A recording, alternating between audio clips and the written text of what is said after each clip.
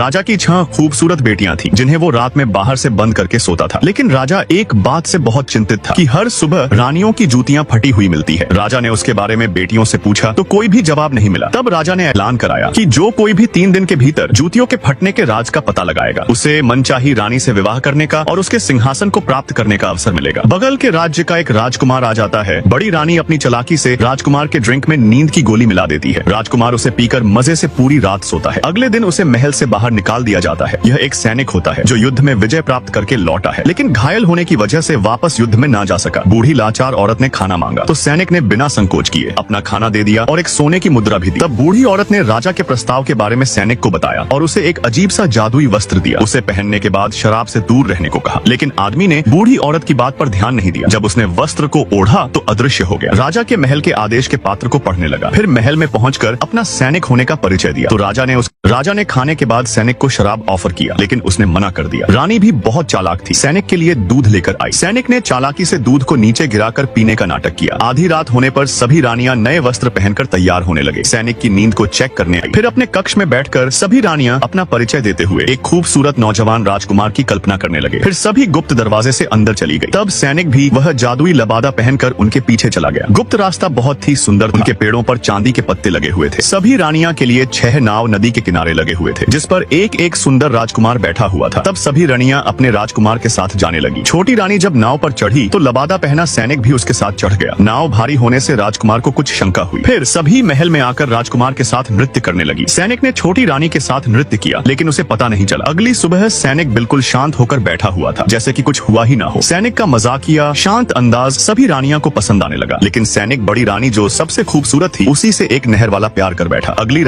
रोज जैसे इस रात भी रानियां गुप्त रास्ते से उसी महल में जाकर नृत्य करने लगते हैं। अदृश्य सैनिक को शराब की इच्छा होती है। शराब के बर्तन उठाने पर बड़ी रानी के नाक पर लग जाती है, जिससे सभी रानियां इकट्ठी हो जाती हैं। अब सैनिक भी थोड़ा भयभीत हो जाता है। अचानक उसे छींक आ जाती है। तब रानियों को किसी के होने का अनुभव हो जाता है, तो सभी रानियां जल्दी से बाहर चली आती है। अगले दिन सुबह सैनिक रानियां के रहस्य के बारे में राजा को बता देता है, जिसे सुनकर रानियां चौंक गई। सबूत के तौर पर चांदी की डाल और चांदी वाले शराब के बर्तन को दिखाया। तब रानियों ने बिना कुछ कहे अपनी सच्चाई को स्वीकार कर लिया। सैनिक ने राजा को बहुत विनम्र होकर समझाया कि रानियां बड़ी हो चुकी है, उनको थोड़ी आजादी मिलनी चाहिए। आपका ज्यादा उनके प्रति चिंता और पाबंदी उनके जीवन के लिए अच्छा नहीं है। तब राजा भी सैनिक की बातों पर विचार करके कहता है, रानियां सच में बड़ी हो गई है, इसीलिए मेरी उनके लिए ज्यादा देखभाल और पाबंदी सही नहीं है। अब रानियां स्वतंत्र हैं, जिसे सुनकर सभी रानियां खुशी से अपने राजा पिता के गले लग जाती हैं। सैनिक बाप और बेटियों के बीच के प्यार को बढ़ा दिया होता है। वादे के मुताबिक सैनिक को अपनी मनचाही रानी मिल जाती है। राजा दोनों की बहुत धूमधाम से विवाह करा